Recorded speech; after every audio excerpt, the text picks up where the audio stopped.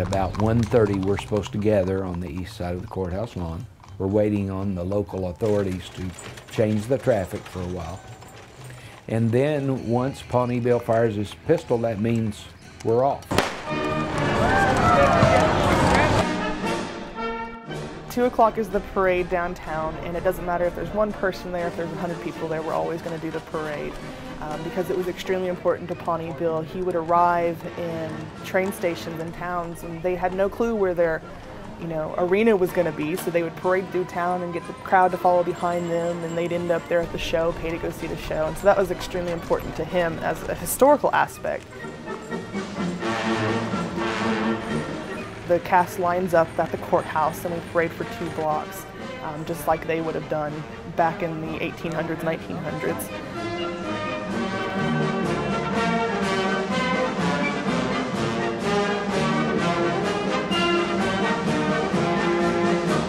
Wild West shows were uniquely American. They were a uniquely American form of entertainment.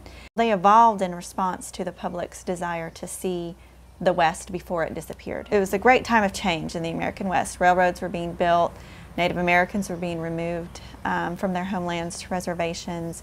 It was after the close of the American West, but it was before movies. It was before radio. It was before mass communication.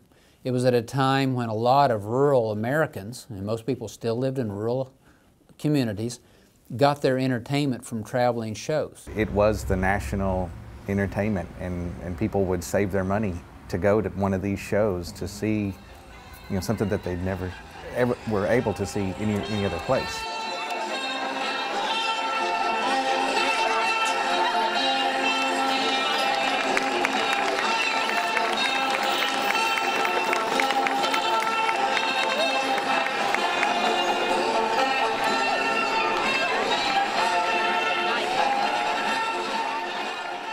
Any parade has a grand review, and it's just kind of showing off what they have.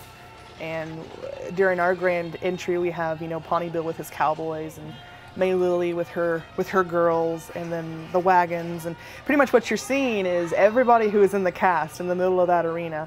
This evening, we've gathered together the greatest congress of men and women, rough riders, trick ropers, and Indians from across the western frontiers.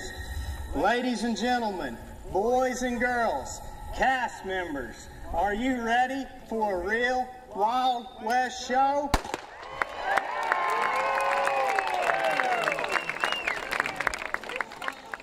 In 1883, the legendary frontiersman Buffalo Bill Cody produced and starred in the very first Wild West show, and he called it Buffalo Bill's Wild West. It was the biggest and most successful Wild West show at the time. He traveled extensively all over America and Europe, and he developed fans all over the world. If you do a Wild West show, you have to have Indians. And so he petitioned the Pawnee Agency for Pawnee Indians. And it just so happened that Gordon W. Lilly was working at the Pawnee Agency, and he joined the troupe of Pawnees and joined the Buffalo Bill Wild West show as their guide and interpreter. When did you first meet Buffalo Bill, Major Lilly? 1883. What was your association through the years? I took the Indians on there for him from the Pawnee tribe and was with him for 2 seasons.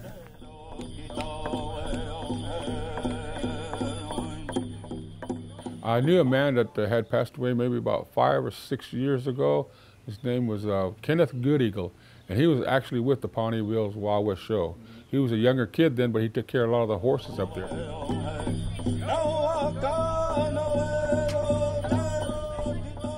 Pawnee Bill tried to get something together here and had some of the Pawnees go, because we're kind of like curious people, and when we got a chance to go somewhere, travel, we were always on for doing that. And so the men, when they heard they were going to do that, they went up there and they performed dances, but they really hired them to ride horses and to rob the stagecoach and to attack the cavalry and stuff like that, and they were real good at it, falling off horses and stuff.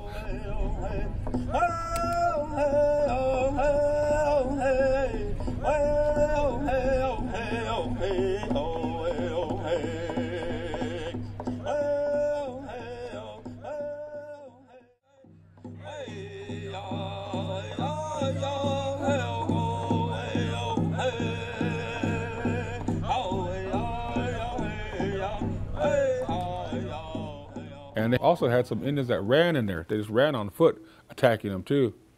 Until that one day they said, "Well, you run out there and you're supposed to get shot and fall down." Yeah, okay, you know. And about 7 of these Indian guys ran up that way, and they had one shot fired, and they all fell down. Now, that didn't look right for that first show. So the next show, he said, one at a time. Now, who's going to fall first? So they had to take numbers.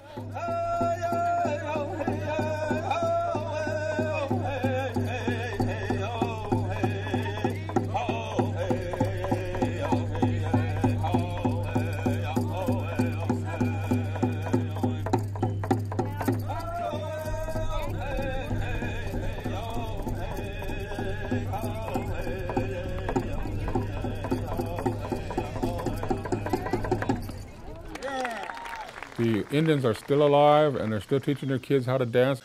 Just pass it on, just like our folks did, pass it on through. So that's what we're up to, and that's what I want to do. And after about 5 years, Pawnee Bill thought to himself, you know, hey, I can do this, and not only do it, but do it better. And so he started his own Wild West show. He had that first-person perspective on history. He didn't study it in a book. He didn't read it in a dime novel.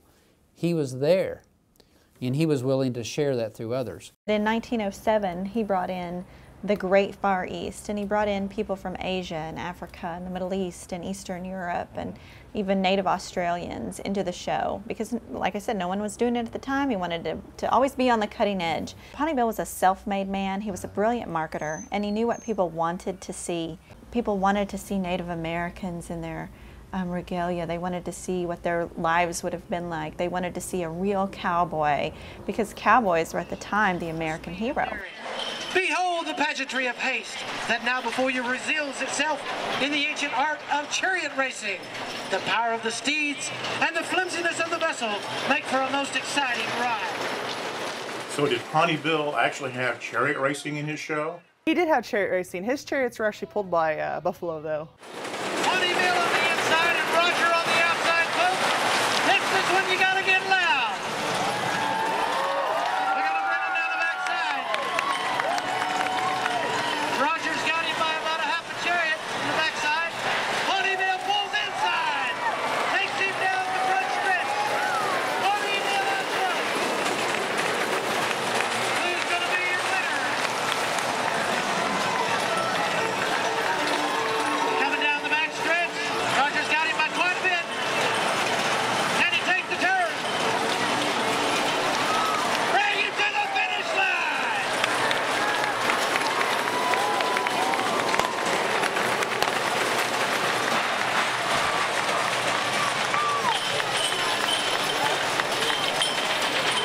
I believe Pawnee Bill was the winner.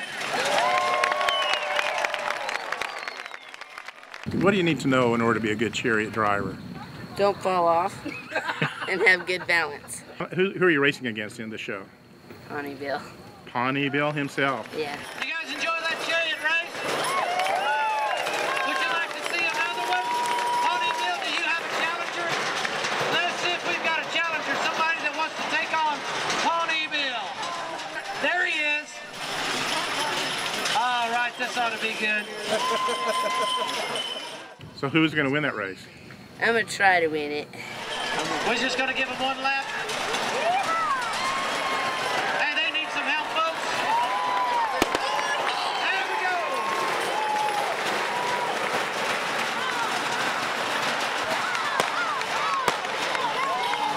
Look at him go.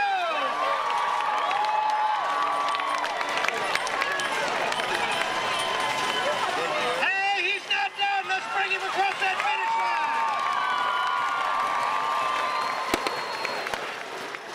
This year was the first year for the little chariot and the little pony. And my horse was pretty used to the big wagons. He'd ride right up to them. They could ride right up to us and everything was fine. That little chariot come up and it must have looked really big when he come into the arena because the horse I was on squatted down and shook like a little newborn puppy. And I told my buddy Ronnie, I said, I'm fixing to get bucked off here over a little bitty horse that's not 3 foot tall. But we finally got used to it. We started chasing him around the arena and getting him used to it. And before the show was over, they were pretty good buddies. That first weekend was not much fun around the little chariot. So. Well, originally they needed a trick roper when they were restructuring their Wild West show in the 90s. And my name come up somehow and they give me a call, and I've been with Pawnee Bill doing the trick roping ever since. Behind his back. Didn't lose that loop.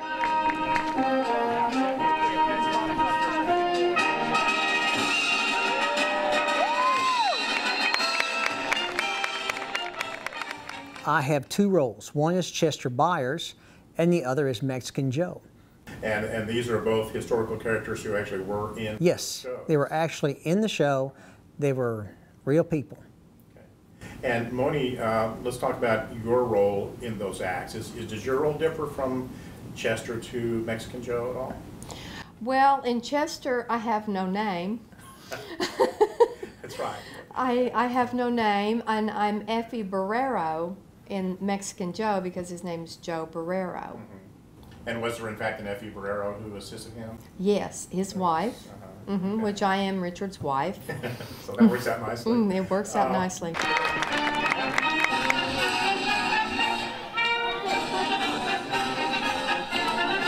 As a flat loop is taken around behind the body, then step in and out.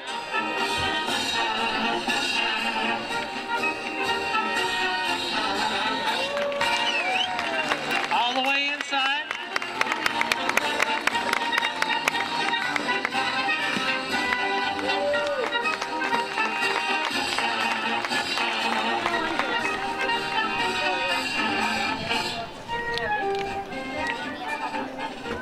Watch the feet now, watch the feet. Inside! Thank you!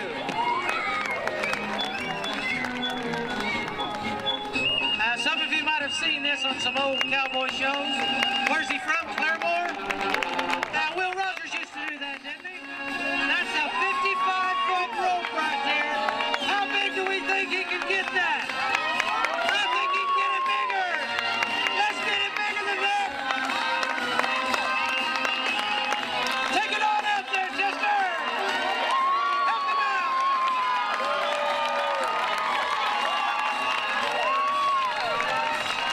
Chester Meyer.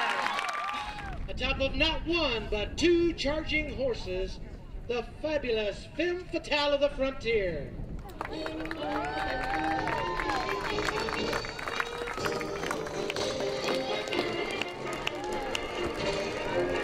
Ladies and gentlemen, Miss Wendy Ratchford. Roman riding is one person on two horses, and you're standing up with one foot on each horse, and you could jump from side to side, but it's just basically a pad to protect the horses' backs and for you to have a solid spot to stand. But there's really no other special straps. It's pretty much basically a bareback pad that's got a little bit more cut out to where it won't slide. And there's nothing holding you on. You just have to stick your foot on a balance spot in that horse and balance between the two horses. Many people would think that horse would have to be tied together to keep them in time. But Wendy will now prove that they are not tied by straightening the horses out as far as she can reach.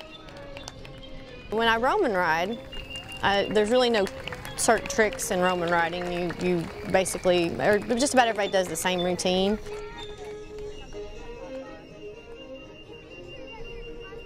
Amazingly, fire has not ever been a big issue to get one over. Blue has never had a problem with fire. He just walked right through it, didn't even care, stepped right over it, never fazed him. Spook, he could hear it, smell it, see it, wasn't sure if he wanted to be anywhere near it, and it took some time for him to overcome that. She may be coming around for her final farewell as she picks up a little speed. Let's hear it for Wendy. Give her a big yee-haw.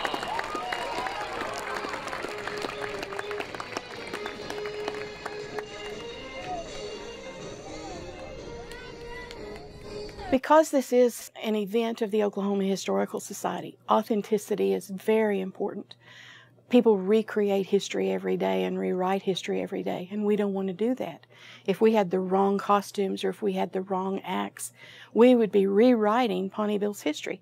I mean, we've researched it. We know the acts. We have the route books. We have the the programs, and we know what acts that he did, you know, various years throughout his career of, you know, traveling with the shows. There's not anything, and we never would put anything in the show that Pawnee Bill wouldn't have in the show. We want people to have the feel of what Pawnee Bill had to go through. So this is really a unique experience, is to be able to come here and see a portion of history coming to life. I started out about 13 years ago. I was just an extra cowboy in the show. From there, I worked my way up to become an assistant in the whip act, and so I was holding targets for another guy. And he was good with his act, but I got really tired of my fingers getting busted up. And so I got to playing around with whips during the off time, and finally showed him one day what all I could do with them, and he made the comment, he said, "You're better than me, so why don't you go ahead and take the whip act over?" And so I started running the whip act. He shows his skill standing on top of a horse, which is not easy.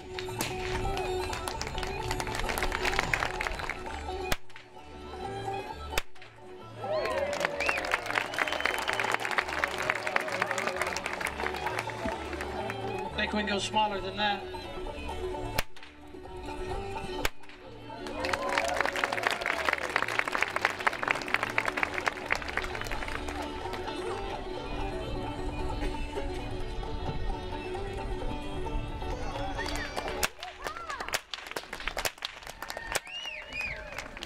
And I did that for several years. And then the part of Pawnee Bill come open, I had no intentions of applying for the job, and I had a few people that leaned on me and said, "We'd just like to see you try out for it." And lo and behold, I tried out, and here I sit today as Pawnee Bill also. So.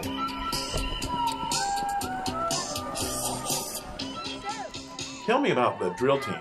They're all local. Most of them have been cowboys for all their life. Will Buchanan is the man who calls it, but it's really a collaborative effort between him and the other family who's in it, the Green family, Ed and Wanda, who are also two main characters in the show. We start like in April. You know, the show's not till June, and the drill team usually starts March or April.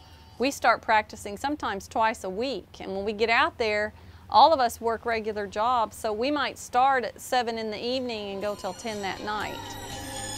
You see something you like, folks, you gotta let them know about it.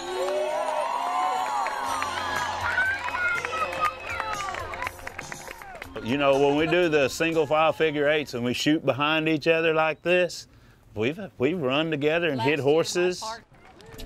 Yeah, they're not walking either.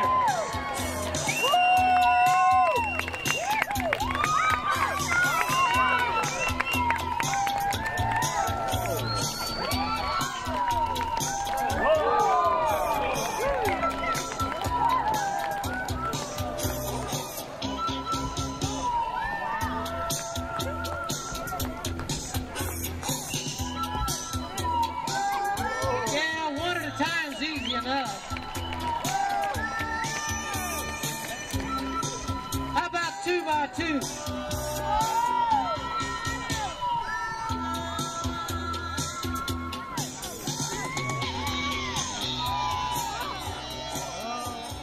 We just do it for fun. We say every year we're not going to do it again. It's so hot and it's such a hassle, and it's, you know, we might not get home till 1 o'clock in the morning, and you know, you're up for church the next day, but then every year we come back and do it again, so.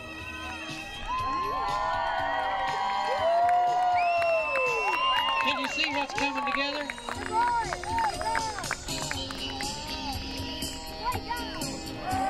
Yeah, that's called the wagon wheel. Let's help them out.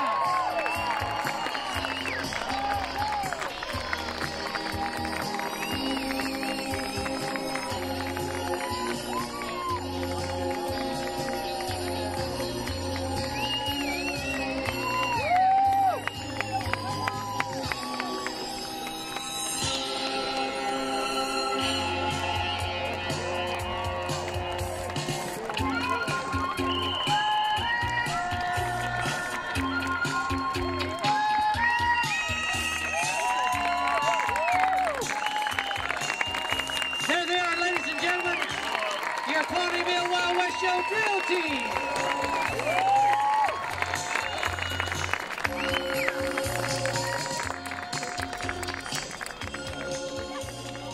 Tell me about your costume. Got wallmaker breeches, wallmaker shirt, a set of cuffs that were made by Jerry Brown, and same thing with the gun or gun belt. Uh-huh. And so are they relatively similar to what might have been worn 100 years ago? Yes. Got a single action Colt 45 with a bird's head. And the bird head is the pistol grip. Authentic, Billy the Kid had bird heads, and the same way with Doc Holliday. Hey, these cowboys take this serious, ladies and gentlemen. They've got to make a round, dismount, get on another horse, and take off again. You think they're just playing around? They're not. Keeping their saddlebags in tow.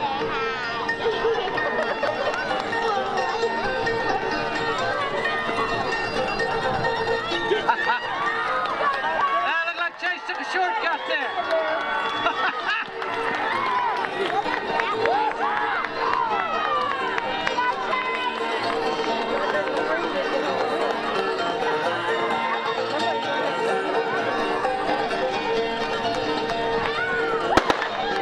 There's your winner, Chase Green.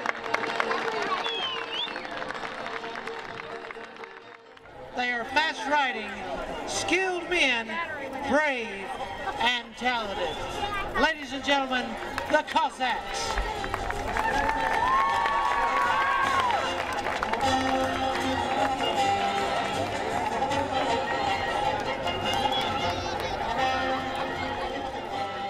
They were actually, in reality, from the country of Georgia. They were probably some of the most ferocious and fighting cavalrymen of their time.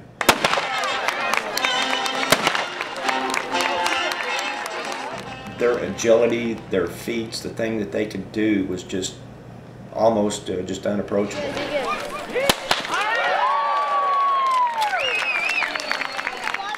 the 19th century, they probably didn't have balloons to pop, so what would they be shooting at instead of balloons?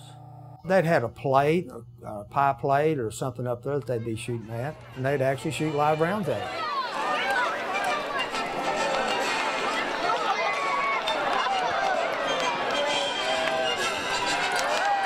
And there's a slice for everybody.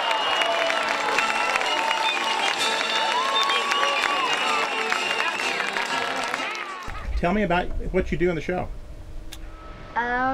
Well, we only really do a couple things. Like at the beginning,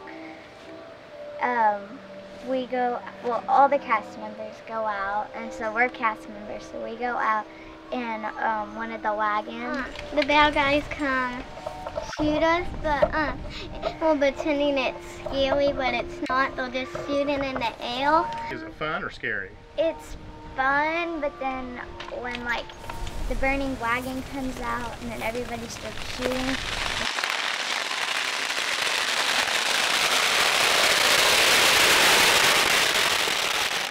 And it kind of gets a little spooky. Riders, are you ready? All right, you guys pick out your winner and cheer them on to victory. They'll be taking their baton around the ring one time, then hand off to their next partner in full stride. And see, they're carrying a baton as they go by. They've got to hand that off in gallop. Yeah, that's a clean exchange.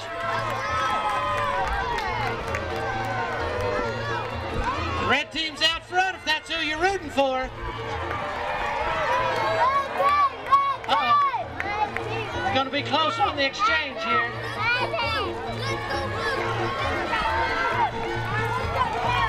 Yeah!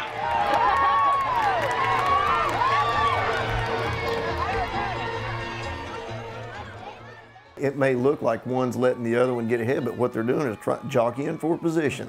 And they're toying with each other. Well, and they understand there's a show to put on, and there's a crowd there. That's the reason that they're in the program to begin with. But when Pawnee Bill or whoever fires that gun, I mean, they lay all that aside. And when I think one of the shows, I don't know, maybe both the shows that I said that, folks stand by for this last leg, because when Ed and Will get that baton, you don't know what's going to happen. I mean, and I'm serious. They got to get that baton in that barrel in the middle of the ring. Watch it! Perfect time. Yes. Never seen that in the whole time we've been doing the program. No. But first time since we've been doing it. So yeah, three shows for 8 years. And now there's times that if Ed's winning, Will throw the baton way up in front of him, of course, and miss the barrel completely. But just for them a 3-point shot. For them to go by the exact same time and hear one clang with the baton, never seen that before. That's pretty fantastic. I think people that are around here and see this, you know, it's not such a big deal because it's around us. But the people on the coasts that are not privy to seeing what we see, they equate people from Oklahoma as being redneck. And there's a far cry between redneck and a cowboy. And I think this show brings out a lot of the truth of cowboy, not redneck. We tell both of our kids, if you want to do it, that's great. If you don't want to, that's fine too. But if you start, you're going to finish. And when you say you're going to do this, yeah, it's a hassle, it's raining, it's dark, it's a long drive, nobody wants to saddle the horses, but it's all about integrity. And so being able to watch all these kids, a lot of the kids that are involved in the show that are actually young adults right now, started when they were just little bitty and have been involved, and being able to watch them grow up in it and learn and commit to something and stick to it has been really nice. You know, the horses, the arena, the rodeo, that type of atmosphere. It's what we do out here. This is a farm community, a ranch community, and any chance that we get to get on those horses, we're gonna go and do. To be a cowboy is you know, it'd be a dream, you know, but I know I'm not that tough.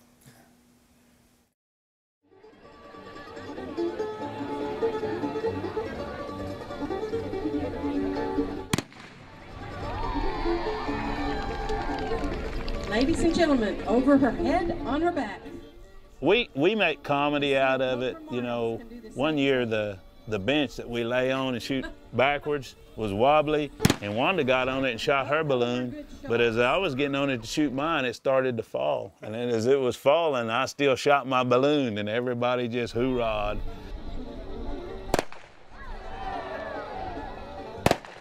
She's shooting with both hands, a revolver in each.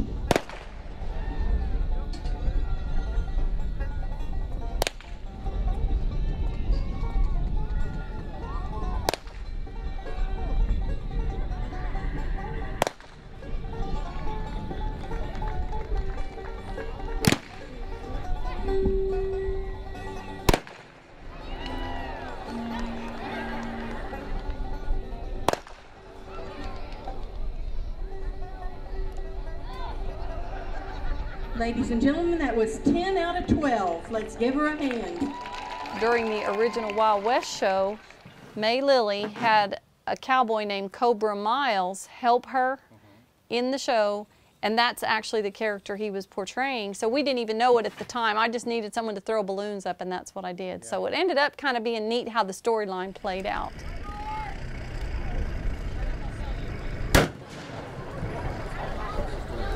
Riders, are you ready?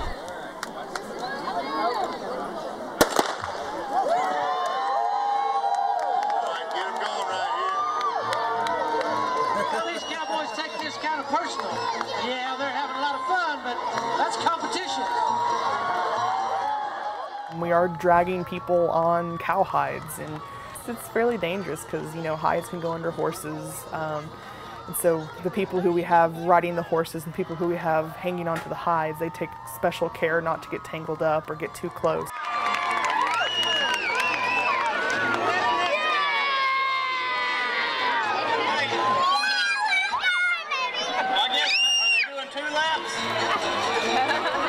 Evidently so.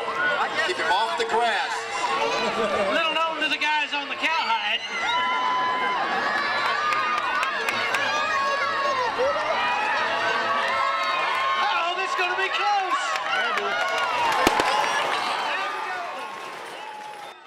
Well, the first year that this friend of mine, Ronnie, and I did the show, they come up to us and wanted to know if we wanted to do the hide race.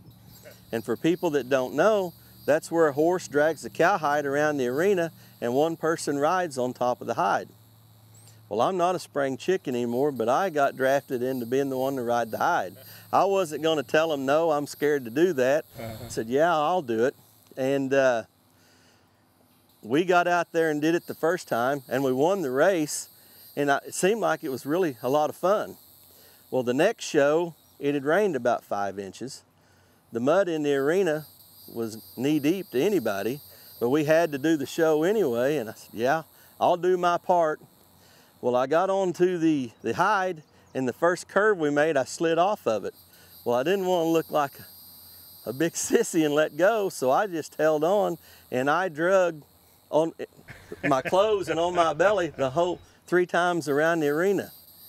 And my family, my mother and my brother and his family was there that weekend. And when I stood up when the race is over, my pants was down around my boot tops. But we'd torn plumb off of them, but I kind of gathered it up and got out, and instead of being embarrassed, just had a big laugh about it. I'm sure you were the star of the show. Oh, the crowd really enjoyed that. Trick riding has a special trick riding saddle, and it's 1 person and 1 horse. So my trick riding saddle is a 1942 Monroe Veach. You can see all these special straps on it, and for trick riding, the girl would do what's called strap tricks, and you put your foot in a 1 position, you hold that position all the way around the arena, and then you get back in the saddle like you would normally ride.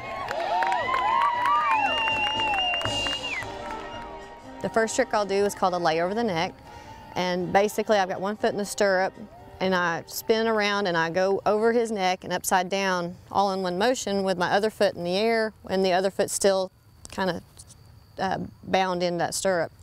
I'll have 1 hand in front of his neck, and I'll spin a flat loop trick rope, and I'll hold it all the way around the arena.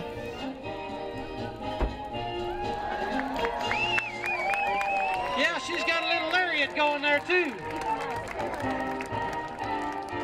See it a little better when she comes down. The next trick I'll do will be an Apache Hideaway, and normally Apache Hideaways you wouldn't carry a gun, but since it's a Wild West show, I'll carry a .22, and once I get into the trick, I'll point it and shoot a balloon from the end of the arena.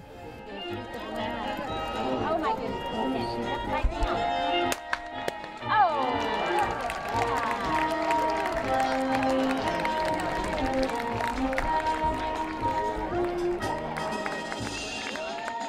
Then the third trick I'll do is called a Cossack Drag. You have 1 foot in a strap off to the side of the horse.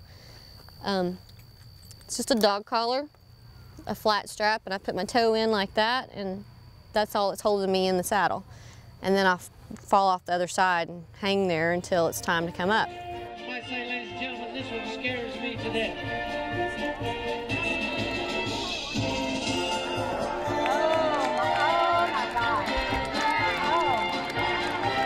She's dragging the ground with 1 hand there.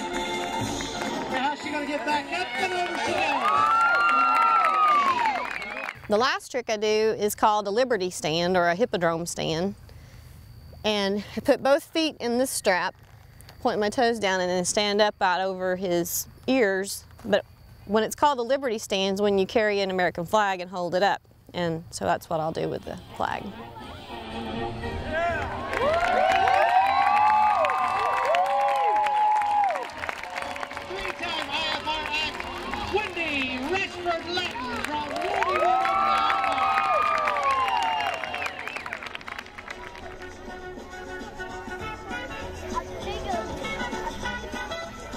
The horse catching originally originated probably in Mexico, you could say, and when they used to catch horses, the wild horses, they would catch them to break them.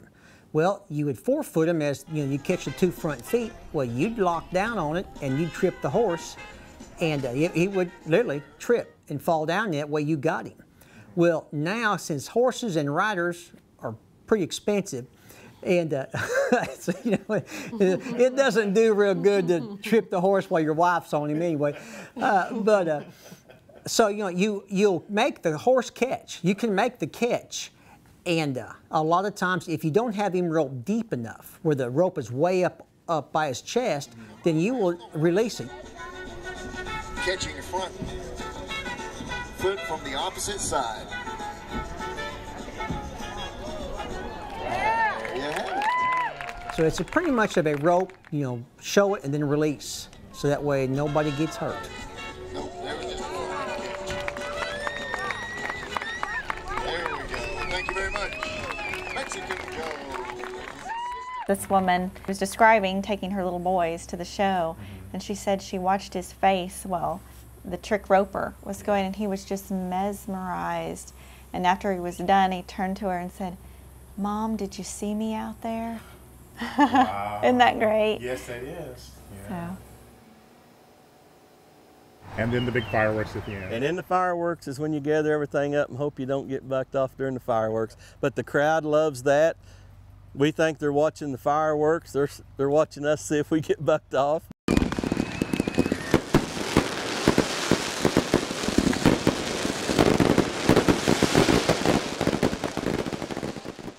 This year I rode a horse that had never been to that before. And that first weekend, I didn't know whether to cry or hold on or what, but I got through it and he did pretty well. Like I said, my father-in-law always comes to the show. I don't think he saw any of the fireworks. He's hoping his son-in-law gets bucked off in front of everybody. But I hated to disappoint him, but we got him rode that night. So. And you kept your pants on. We kept my pants on that weekend. So.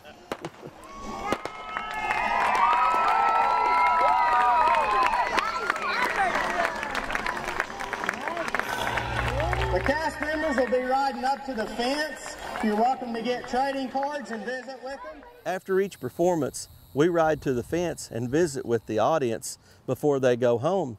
And it was amazing the questions they asked us. They were, like you said, they were amazed on the things that we could do that some of us take for granted we do every day. And a lot of them would say, "You actually get on a horse more than just this show?" Yes, ma'am, we get on every day, and we do some of this. It really is interesting, the people that come up and they're just in awe of what you do out in the arena. And so for me, it's a little bit of a motivation to keep going on with what I'm doing. So if the guy from the Historical Society came up to you tomorrow and said, "Kevin, we just can't afford to do this anymore. This has been the last Pawnee Bill Wild West show," what would you miss the most? Oh, that'd be really tough because I don't think I could let it go without a fight. In all honesty, I think a lot of the town members and people on the ranch would be the same way along with that. I think if somebody from the stepped in and said it's over, it's done, I think there's enough town members and people here in support of this that I think you know, kind of like they used to say, the show must go on. I think that would happen with this town. Well, the legacy of Pawnee Bill is the image of the American West. He was directly responsible for creating the public's idea of what it meant to be Western and what it meant, what the American West was like, and what the values of the American West were like. Not only did he take his Wild West show around the world to bolster the image of the Wild West, but even after his show was through touring, he, of course, got involved in doing Western movies. Because when the movie started, largely in New Jersey was the center of the business.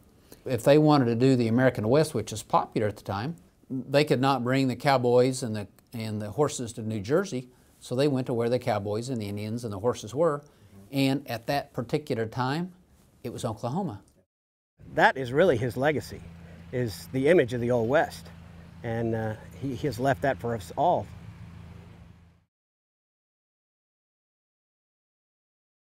The first show that I did with Pawnee Bill that had the saddle bronc riding in it, I was right behind the saddle bronc riding. Well, They had one bronc they couldn't get out. He was running around the arena circling it, and two of these guys was chasing him. Well, they hauled my board out to the middle arena, or up towards the front, and started playing my music and introduced me. So I ride on out. What the heck, this is show. We got this, it's showtime. So I get out there and I stand on the horse, and I'm on top of him trick rope, and I hear this thundering. And here comes, down there, I look to over to my right, and here comes this bronc and two pickup men. And I mean, they are clocking 9-0 coming down this arena. And my horse kind of turns and looks, and I'm going, there's all kinds of talking going on now. There's, you know, whoa, whoa, easy, easy, don't worry about it, don't worry. And of course, I keep roping. They come on by me. Well, I'm kind of going, and I look, here they come for a second lap. And this horse, this time, he turns and looks at him, and boy, he starts nickering. And I know, he ain't staying on this one. He's going to join the race. So it was figure out how to get off of him gracefully. And there was no graceful. I just jumped off because he was leaving me. So he joined the race and went around. And so I'm on the board doing all my flat loops and jump throughs and all this stuff. And they're coming around a third time. And I'm thinking, well, I don't think them other horses will run on this board. Mine will. So I'm thinking, if it gets into the running part of this deal, so this could be a crash and burn. And so anyway, so I figured I come to a point as I jumped through the loop and put it up, I stopped and I turned and looked just to, you know, cover my bases here. This was not good. And so finally, he went on around and they cornered him and cornered my horse and everybody else. And so I did the rest of my act and walked out of the arena. But I thought that was quite the deal. Things like that happen, and you have to be able to roll with the deal. Just go with the flow and don't let it. but that was the first, and they thought I'd never come back. They said, "Oh my gosh!" And they apologized. "Oh, we're sorry." I said, "Don't worry about it. As part of the show, and the crowd loved it." And they will always remember that. I'll never forget it.